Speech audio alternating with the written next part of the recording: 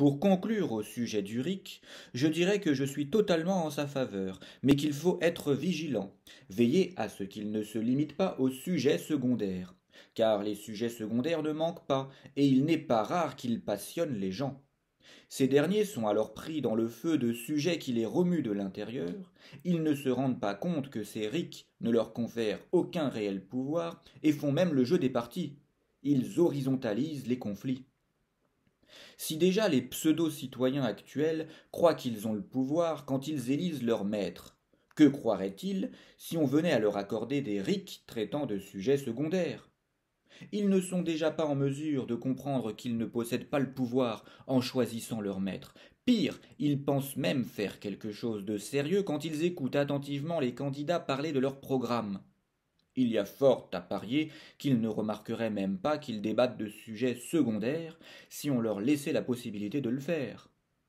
Tout porte à penser qu'ils le feraient en pensant faire quelque chose de très sérieux et en ayant un réel poids sur les directions que prendront leurs pays.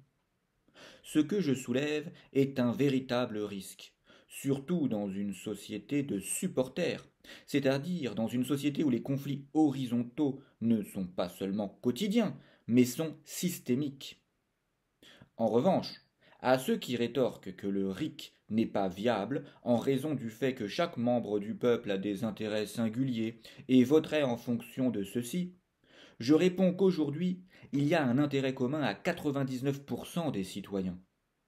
Participer au processus législatif en étant consulté pour la création et l'adoption des lois, ou au moins contrôler ceux qui les font.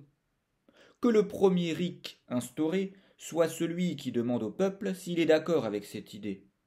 Que le peuple l'exige de suite, et ensuite il se disputera sur les autres référendums à proposer.